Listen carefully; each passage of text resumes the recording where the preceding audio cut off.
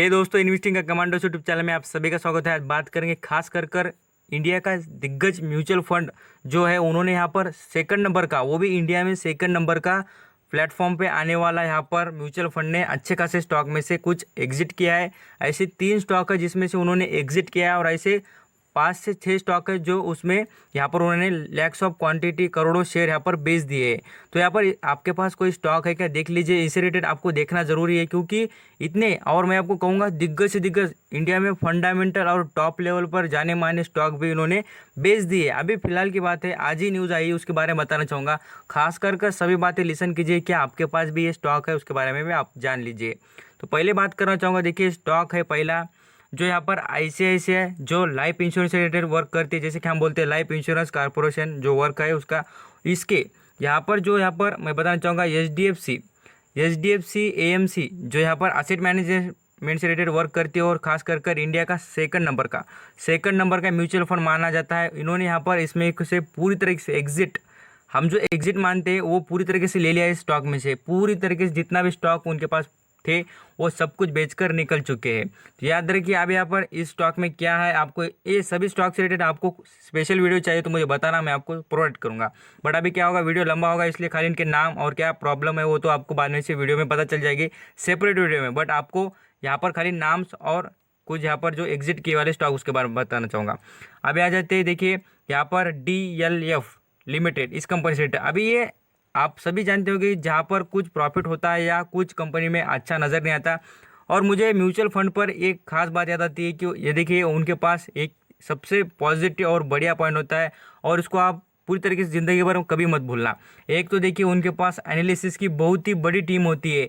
यहाँ पर वो पूरे इंडिया के लोगों का पोर्टफोलियो मैनेजमेंट करते हैं, तो उनको यहाँ पर बहुत ही सोच समझ कर और यहाँ पर कुछ याद रख कर उनको रिटर्न देना पड़ता है। इतने लोगों को उनको जवाब देना पड़ता है, उनको रिटर्न देना पड़ता है। यही सोचकर वो जब तक उन्हें प्रॉफिट नहीं होता ऐसे कंपनी में कभी घुसते ही नहीं और यहाँ पर रहते भी नहीं ज़्यादा दिन। तो इसलिए कहूँगा ये स्टॉक, अभी देखिए DLF, ये स्टॉक के बारे में बात करें, देखिए कहाँ पर चलता था स्टॉक। तो यहाँ पर लगभग हम बात करें 1100 रुपये, 1100-1200 के लेवल पे चलने वाला स्टॉक, और अभी उन्होंने बेच दिया। क्यों? क्योंकि उन्हें पूरी तरीके से यहाँ पर संकेत मिल रही है कि स्टॉक में कुछ दम नहीं है। अभी क्या होता है, ऐसे स्टॉक किसी के पास हो तो मुझे लगता है कि आप यहाँ पर इन्फॉर्म होने चाहिए और ये स्टॉक में आपने इंटर करने की कोशिश भी नहीं करनी चाहिए। तो आगे बात कर लेता हूँ, और एक स्टॉक है देखिए यहाँ पर जो इससे भी मैंने आपको अभी पिछला स्टॉक बताया उसमें एग्जिट कर लिया है। अभी देखिए आइडिया और वोडाफोन इससे तो पूरी तरीके से उन्होंने एग्जिट ही ले लिया है। ये ऐसे 3 ही स्टॉक थे कि जिसमें से उन्होंने एग्जिट ले लिया है। अभी कुछ स्टॉक आगे बताऊंगा, खाली याद कीजिए कि ये स्टॉक में भी कुछ दम नजर आता है कि आप खुद देखकर समझ सकते हैं। देखिए आइडिया और वोडाफोन की बात करें तो यहाँ पर उनके रिलेटेड जो कोड से रिलेटेड अभी भी कल उनके रिलेटेड अप्रूवल की बात आ जाएगी, क्या इनको यहाँ पर कर्जा देना होगा या क्या है, उसके रिलेटेड सभी बातें आपको बाद में देखने को मिल जाएगी। बट मैं कहूँगा कि आप ऐसे जो खतरे के निशान पर चलते हैं और इतने अभी मार्केट पूरी तरह से स्टेबल नहीं है, तो इसलिए आप यहाँ पर स्टेबल सस्टेनेबल बिजनेस मॉडल वाले और उसमें अच्छा खासा business FMG sector, IT sector, chemical sector, pharma sector, ऐसे स्टॉक को सेलेक्ट कर चले आ, तो आपको फ़ायदा हो जाएगा और इसी से आपको प्रॉफिट बनता हुआ बिल्कुल ही नज़र आ जाएगा। आगे बात करूंगा एक स्टॉक से रिलेटेड जो कि यहाँ पर उन्होंने बेच दिया है पूरी तरीके से। यहाँ पर जो 3 स्टॉक बताए उनके पूरी तरीके से उन्होंने वहाँ से एग्जिट ले लिया है म्यूचुअल फंड ने।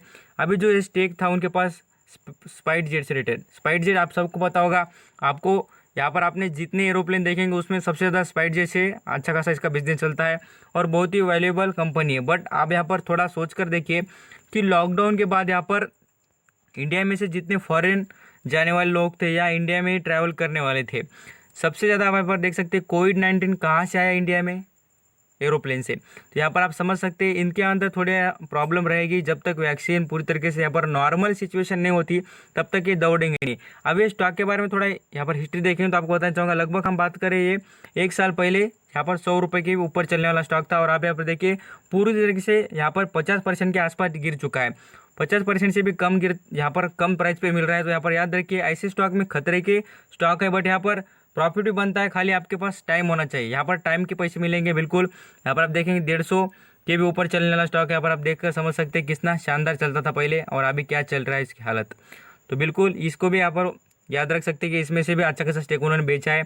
अगला दिग्गज स्टॉक है देखिए आईटीसी बहुत कुछ म्यूचुअल फंड वाले यहाँ पर गवर्नमेंट अच्छा खासा इसमें स्टेक दबा कर रखे वाले थे। तो इसमें से आप देखे होंगे कि गवर्नमेंट ने तो कुछ दिन पहले यहाँ पर बहुत ही 1 से 1.5 महीना पहले अपना स्टेक बेचा था पैसे की प्रॉब्लम से रिलेटेड, बट यहाँ पर म्यूचुअल फंड ने भी इसमें से एग्जिट ले लिया है। यहाँ पर क्या प्रॉब्लम है आप यहाँ पर बाद में समझ लीजिए। इससे रिलेटेड मैं कहूँगा आपको सेपरेट वीडियो चाहिए तो मुझे बताना, मैं आपको प्रोवाइड करूँगा। इससे रिलेटेड सभी बातें जितनी इंपॉर्टेंट अभी फिलहाल के हिसाब से बात करें तो उतनी बातें आपको बताने की कोशिश जरूर करूँगा। अभी ITC में भी उन्होंने स्टेक बेच दिया है। और बात करें देखिए इंडिया की 3rd नंबर पर प्राइवेट सेक्टर के बैंक एक्सिस बैंक के में उन्होंने बहुत ही अच्छा स्टेक अच्छा खासा बेच दिया है। अभी स्टेक के रिलेटेड आपको बताना चाहूँगा, लैक्स ऑफ क्वांटिटी होती है, ऐसा नहीं होता कि छोटी मोटी 1000 2000, लैक्स ऑफ करोड़ों क्वांटिटी होती है उनके पास, वो बेच दिए। यहाँ पर आप याद रखिए बैंक में अभी भी प्रॉब्लम चलती हुई नजर आ रही। क्यों? क्योंकि AMC लिस्ट यहाँ पर आपको बताना चाहूँगा जो मॉरेटोरियम से रिलेटेड जो प्रॉब्लम आ रहा था वो यहाँ पर अभी भी फिलहाल पूरी तरीके से सॉल्व नहीं हो चुका है। उसे रिलेटेड यहाँ पर और भी पैनिक सिचुएशन बनते हुए नजर आ रही है। तो याद रखिए सभी बातें पूरी देखा करिए, तभी आपको अंडरस्टैंडिंग हो रही है कि मार्केट में आप यहाँ पर वर्क पूरी तरीके से कर रहे हैं तो पूरा फोकस देकर ही करा करिए, तभी फायदा हो जाएगा। अभी बात करूँ अदानी पोर्ट। अभी अदानी पोर्ट से रिलेटेड भी आपको यहाँ पर कमेंट पूछे रहते कि कमेंट सेक्शन में सर ये स्टॉक हमारे लिए अच्छा है, तो आप यहाँ पर देखकर समझ सकते हैं। इसका भी अच्छा खासा स्टेक म्यूचुअल फंड ने बेच दिया है। अभी मैं बताना चाहूँगा इसको बेचने के पीछे 2 रीज़न हो सकते हैं। कुछ यहाँ पर आपने पहले देखा होगा पूरी तरीके से एग्जिट किया है, वो क्यों किया होगा मैं आपको बताना चाहूँगा, क्योंकि वो कंपनी में दम तो मुझे भी नज़र नहीं आता और उनको भी नज़र नहीं आया होगा। अभी जो कुछ कंपनी में स्टेक कम करने का क्या मतलब होता है मैं बताना चाहूँगा। एक तो उनको ऐसा लगता होगा कि मार्केट अभी हाई वैल्यूएशन पर है, क्या तो अभी मार्केट हाई वैल्यूएशन पर है, और पूरी तरीके से उनको ऐसा भी लगता होगा कि P रेशो 30 के ऊपर चले चुका है, तो यहाँ पर अच्छी कैसी कुछ करेक्शन आने का यहाँ पर उनको संकेत दिखता होगा, इसलिए उन्होंने एग्जिट किया है। तो ये कुछ संकेत होते हैं, याद रखिए। आप भी, मैं कहूँगा कि आपके पास भी 50% अभी भी कैश बाकी रखिए, क्योंकि आपको जब भी मौका मिल जाए बाय ऑन डिप कर पैसा कमा सकते हैं। तो अदानी पोर्ट से रिलेटेड बात करें, इसका लॉन्ग टर्म के हिसाब से बात कीजिए, देखिए कितनी वर्टिलिटी नजर आती है। और यहाँ पर आप स्टॉक का देख सकते हैं कितना वर्टिलिटी वाला भरकर चार्ट दिखता है। आप ट्रेंड नहीं दिखता है उतना कुछ ज़्यादा। यहाँ पर आप देखिए लिमिटेड रेंज में ही अपना बिजनेस करता है, 400 के अंदर ही चलता है, ऊपर तो जाते वक्त कभी भी दिखता नहीं है। तो और बात करें स्टॉक से रिलेटेड आगे, आपने देखा होगा अरबिंदो फार्मा स्टॉक, ये बहुत ही अच्छा खासा, और आज ही इसकी अर्निंग आ रही थी, मीन्स यहाँ पर Q1 के रिजल्ट आ रहे थे। तो यहाँ पर आपको बताना चाहूँगा इसमें क्या उन्होंने अच्छा खासा स्टेक बेच दिया है। तो इसका स्टेक बेचने के रीज़न आप यहाँ पर अभी भी देख लीजिए। इसका 1 साल का चार्ट पैटर्न दिखाना चाहूँगा। यहाँ पर स्टॉक कितने में चलता था? 300 रुपये। देखिए मैं आपको यही कहता हूँ कि आप पूरा वीडियो देखिए, उसका फ़ायदा क्या होता है आपको समझ में आ जाएगा।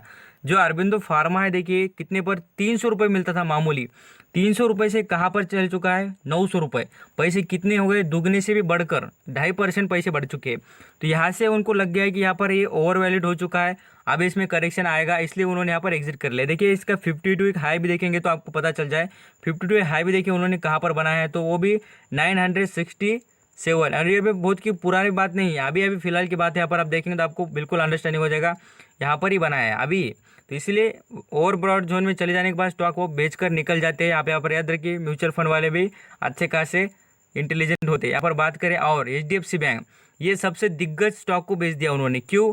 आप उसके बारे में बताना चाहूँगा। आप यहाँ पर उनको पूरी तरीके से इन्फॉर्मेशन होगी इसलिए बेचा होगा, मुझे तो लगता है। आप यहाँ पर आखिरी डिसीजन आप ही ले सकते हैं, आई थिंक सो। आप यहाँ पर ये सभी स्टॉक से रिलेटेड आपको कोई भी स्टॉक आपके पोर्टफोलियो में तो मुझे बताना, मैं आपको वीडियो प्रोवाइड करूँगा। देखिए आप यहाँ पर ये भी देखेंगे तो यहाँ पर लगभग कितने लेवल पर मिलता था?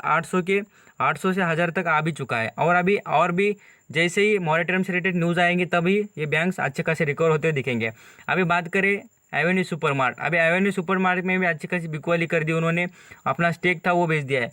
क्यों? यहाँ पर देखिए हाई वैल्यूएशन, इसका P रेशियो देखिए कितना महंगा हो चुका है, 135 का P हो चुका है। इसलिए कहता हूँ इसमें रुकिए, बाद में से एंटर कीजिए। मैंने इस रिलेटेड वीडियो भी अपलोड कर दिया था पहले ही।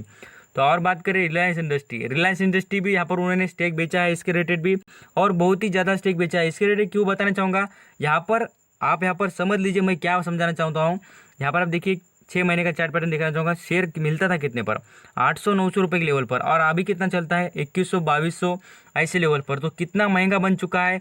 और यहाँ पर याद रखिए महंगा बन चुका है कि उसमें थोड़ी बहुत गिरावट आती है, इसलिए वो एग्जिट कर निकल चुके हैं। अभी बात करता हूँ कौन सी यहाँ पर म्यूचुअल फंड है और साथ साथ कौन से स्टॉक थे उसके बारे में तो आपको बता दें। देखिए Prashant Jain lead HDFC mutual fund sell Reliance industry DMart top banks exit Vodafone Idea and DLF, ये स्टॉक मैंने बता दिए थे। अभी आपको पूरी इन्फॉर्मेशन देखना। देखिए HDFC asset management India second largest mutual fund house, India का कौन सा second largest mutual fund house, उन्होंने देखिए टॉप अपॉन जो उनके स्टॉक थे उनके पास के देखिए आईटी स्टॉक, फार्मा स्टॉक और टेलीकॉम से स्टॉक उन्होंने यहाँ पर जुलाई में अच्छे खासे यहाँ पर बेंचमार्क में निफ्टी के एडवांस होते हुए दिखे थे उनको। तो खास करके देखिए उन्होंने एक बात बताई, एडिशनल शेयर ईच उन्होंने क्या किया है तो सेल किए थे पहले के, वो बताना चाहूँगा। खाली आप यहाँ पर सेल्स रिलेटेड कौन से किए वो दिखाना चाहूँगा, बट यहाँ पर उन्होंने कुछ ऐड किया उसके बारे में आपको यहाँ पर पता चलता होगा। मैं आपको दिखाना चाहूँगा कौन से स्टॉक उन्होंने सेल किए, ये एडिशन किए उन्होंने। यहाँ पर एडिशन में देखिए उन्होंने कौन सा सेक्टर, मैं आपको बार बार कहता हूँ सेक्टर उन्होंने देखिए कौन सा है, तो यहाँ पर आपको दिख भी जाएगा। एक तो देखिए IT, pharma, technology and cement sector, इसको यहाँ पर उन्होंने जुलाई मंथ में अच्छा खासा यहाँ पर खरीदारी की है इस सेक्टर में। तो अभी आ जाते हैं एग्जिट कौन से सेक्टर में क्या, देखिए आपको दिख जाएगा। AMC investment terms lead by the market, जो है Prashant Jain sold share in the large quantity, Reliance industry, HDFC bank, यहाँ पर Aurobindo pharma, Adani port, ITC, Axis bank, Spice jets and others.